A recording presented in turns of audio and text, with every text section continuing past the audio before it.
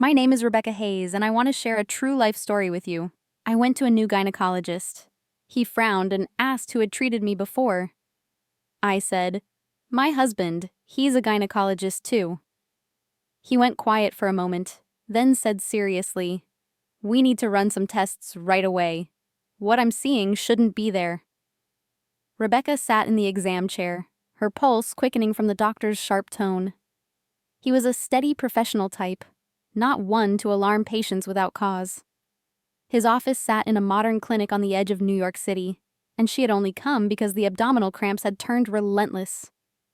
For 6 months now, sharp pains hit her lower belly in unpredictable waves, doubling her over at work or during errands. Her periods had gone haywire, heavy bleeding that came without warning, leaving her exhausted. Every time she mentioned it, her husband reassured her it was just her body shifting at age 42. Nothing a few hormone pills couldn't handle. He always said he knew her system best, better than any stranger in a white coat. But deep down, that explanation never sat right. Her gut screamed something was off, especially when the spasms woke her at night. When her husband headed out to visit his sick mother upstate, she grabbed the chance for a second opinion without him knowing. The doctor scanned the ultrasound screen again, his brow furrowed as he adjusted the probe. He wiped his hands and leaned in, his voice dropping. "You've been under his care for 5 years? What meds has he been giving you exactly?" She listed the usual: pain relievers, anti-inflammatories he handed her from his supply. He nodded but pointed to a shadowy spot on the monitor. "This looks like a foreign object lodged in there for years. We can't ignore it." Her mind raced, but she pushed back the rising dread, clinging to any logical fix. If you like this video, please give it a thumbs up so YouTube knows you're interested in stories like this and recommends more quality narratives. Dr. Caldwell set the probe aside and studied the screen closely. Rebecca recalled how the trouble started 6 months back during a routine day at her office job as a school administrator. The cramps struck without pattern, sharp enough to halt her mid-meeting or while grading reports at home. She doubled over in the staff lounge once, blaming stress from long hours. Her menstrual cycles turned chaotic, with spotting that ruined clothes and left her drained for days. Jonathan Pierce, her husband of 15 years and a gynecologist at his private clinic, always dismissed it as age-related shifts. He prescribed over-the-counter remedies from his stock, insisting no specialist could match his insight into her health. But the episodes worsened, interrupting sleep and daily runs in Central Park, her one escape. She confided in her sister Amanda Hayes over coffee, who urged a fresh perspective. When Jonathan announced his trip to care for his ailing mother in Buffalo, Rebecca saw her window. She booked the appointment discreetly, driving to the clinic outskirts to avoid questions. Now facing the results, Dr. Caldwell explained the spot resembled an outdated intrauterine device embedded deep in the uterine wall. He confirmed no record of insertion in her charts, yet it appeared deliberate and long-term. The model matched ones banned a decade ago for health risks linked to tissue damage. He ordered blood draws for inflammation and other markers, his nurse handling the samples with quiet efficiency. The rapid test showed elevated levels, confirming chronic irritation around the object. Dr. Caldwell folded his arms and met her gaze. "This isn't routine. The changes suggest ongoing harm that needs addressing fast." He filled out a referral for immediate admission to the City General Hospital, stressing surgical removal to halt further complications. Delaying could worsen everything. Rebecca gripped the paper, her mind spinning through years of unexplained fatigue and dismissed concerns. The doctor advised documenting everything and considering legal steps, given the unauthorized placement. She left the office with a mix of fear and resolve, heading straight to prepare for what lay ahead. At the New York General Hospital, surgeons geared up for the extraction. Dr. Lucas Grant led the team in the brightly lit operating room, his steady hands navigating the procedure with precision. The device proved deeply integrated into the tissue, its metal prongs causing visible scarring and areas of decay. He paused briefly upon seeing the extent of embedding, then proceeded to dislodge it carefully to minimize further trauma. Once removed, the object sat in a sterile tray, its surface tarnished from years inside. Dr. Grant identified it as a discontinued model, pulled from shelves over safety issues tied to long-term complications. The nurse sealed it in a container, noting the etched serial code for tracing. He cleaned the affected zones thoroughly, staunching minor bleeds and collecting biopsies from suspicious spots. The inflammation had spread, altering nearby structures in ways that hinted at lasting effects. Rebecca emerged from anesthesia in recovery, her thoughts clearing amid the beeps of monitors. Dr. Grant approached her bedside, holding the container for her to view. The item carried a distinct identifier, N4729, which his staff would cross-check against databases. She stared at the relic that had disrupted her system silently, its edges sharp enough to explain the persistent discomfort. He detailed how such outdated inserts often went unnoticed if placed during unrelated operations, especially under full sedation. The primary worry centered on prolonged exposure leading to cellular shifts. Lab techs processed the code swiftly, linking it to a batch marked for disposal 8 years prior at Jonathan's clinic downtown. The match raised immediate red flags about improper handling. Detective Sophia Reyes arrived shortly after, dressed in a crisp blazer, notepad in hand. She introduced the matter as a potential violation, given the lack of consent. Reyes questioned Rebecca on access to her records and past procedures, focusing on a minor surgery for ovarian cysts Jonathan had overseen at his facility. He had pushed for it there, citing control over the process. She recounted the details mechanically, the pieces aligning in her head. Jonathan managed every aspect back then, from prep to recovery.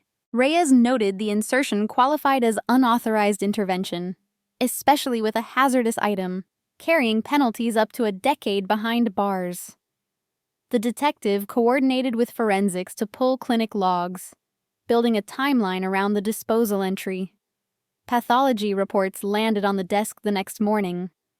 The biopsies revealed precancerous cells clustered around the former implant site, a direct result of prolonged irritation from the faulty material.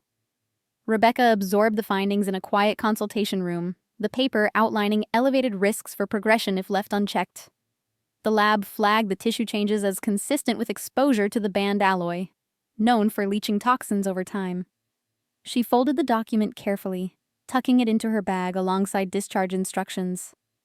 Back at her apartment, she dialed Jonathan's cell to check his return plans. A woman's voice answered instead, soft and familiar from clinic visits years ago. Vanessa Brooks, the head nurse at Jonathan's practice, greeted her casually before realizing the caller. Rebecca froze at the recognition, the line crackling with unspoken tension. Vanessa hesitated, then mentioned Jonathan stepping out for supplies. The call ended abruptly, leaving Rebecca staring at the phone. She pulled up old clinic invoices on her laptop, cross-referencing the serial code from the device.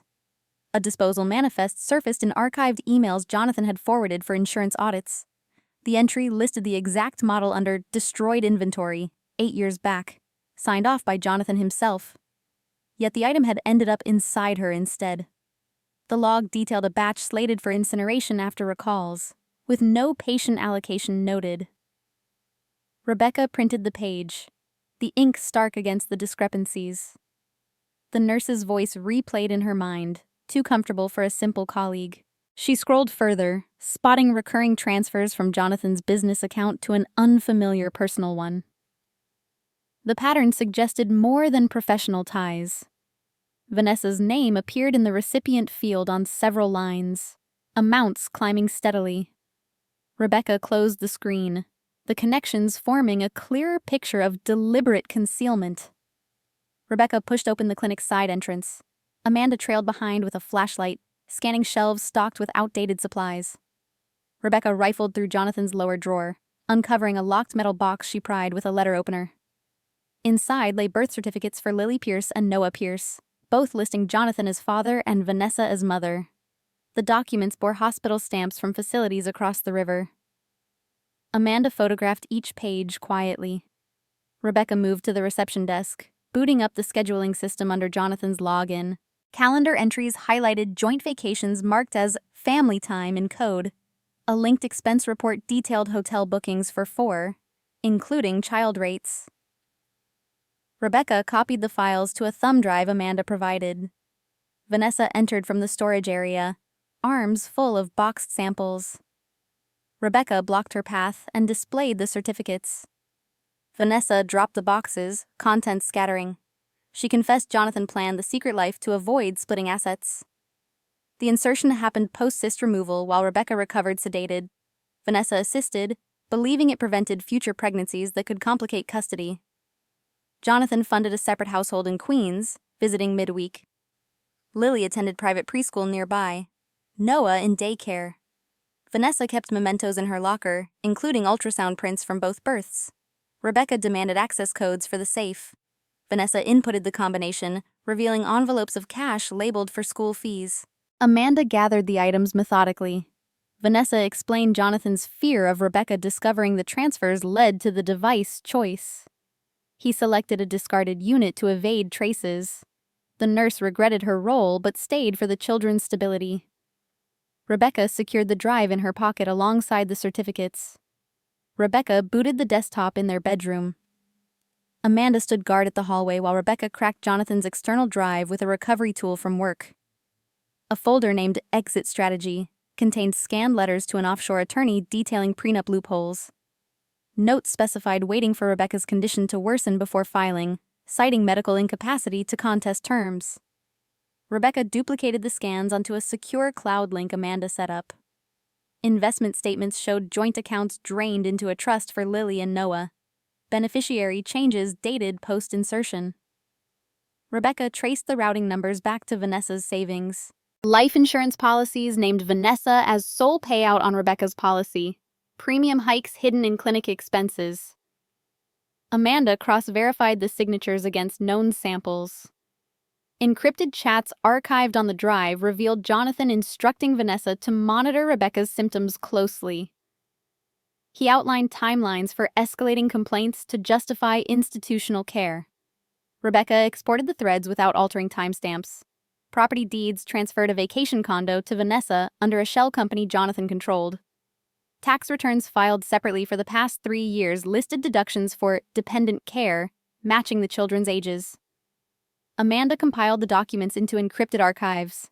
Jonathan's calendar synced appointments with Vanessa's OB/GYN visits during Rebecca's supposed ovulatory windows. Rebecca noted the precision in avoiding overlap with her own cycles. Medical supply invoices billed extra units of the banned device model, quantities exceeding clinic needs. The excess aligned with the single diverted item. Amanda labeled each file systematically for Reyes. Rebecca closed the session, leaving no trace of access. Jonathan stepped through the front door. Rebecca waited in the living room with Amanda at her side and Reyes positioned near the entry. He dropped his travel bag upon spotting the group. Rebecca laid out printed emails and bank wires across the coffee table. Jonathan scanned the pages, his expression shifting from confusion to recognition. Reyes informed him of the warrant for medical fraud and assault charges. Amanda activated a recorder as Rebecca detailed the device insertion without consent. Jonathan claimed it protected her from risky pregnancies given her history. He insisted Vanessa pressured him into the dual life to secure their kid's future. Reyes cuffed him while reading rights. Vanessa arrived minutes later under subpoena, escorted by an officer. She corroborated the timeline of the affair and implantation assistance. Jonathan interrupted, alleging Rebecca's paranoia drove his secrecy. Vanessa countered with specifics on funding the Queen's apartment solely from his income. She described monitoring Rebecca's pain levels to time the divorce filing. Jonathan argued the banned model posed minimal threat compared to alternatives. Reyes collected his phone for digital forensics. Rebecca presented the altered insurance beneficiary forms. Jonathan fell silent as officers let him out. Vanessa signed a full statement outlining her complicity in exchange for reduced charges. She admitted destroying backup disposal records to cover tracks. Jonathan's clinic license faced immediate suspension pending board review. Rebecca watched the patrol car depart, the house emptying of his presence. Court convened in Manhattan's Criminal Division. Judge Laura Bennett presided over the packed gallery as prosecutors presented the device, pathology slides, and digital trail. Jonathan entered in an orange jumpsuit, flanked by counsel. Testimony from Dr. Caldwell detailed the unauthorized implantation and health risks. Vanessa took the stand, recounting her role without deflection. Defense argued consent through marital trust, but the jury rejected it after 4 hours. Jonathan received 7 years for aggravated assault and fraud, plus permanent revocation of his medical license. Civil settlement mandated $2 million in damages to Rebecca, covering therapy and lost wages. He forfeited the condo and trust assets. Rebecca attended every session, facing him without reaction. Vanessa accepted probation and community service, barred from healthcare roles. Lily and Noah entered state-supervised foster placement pending adoption screening. Rebecca finalized divorce papers the same week, reclaiming her maiden name Hayes. She relocated to a quieter Brooklyn neighborhood, enrolling in adoption classes. Mia, a bright 5-year-old from the system, joined her home 6 months later. Rebecca guided her through bedtime stories and park outings, building routines free of shadows. Jonathan's appeals failed repeatedly.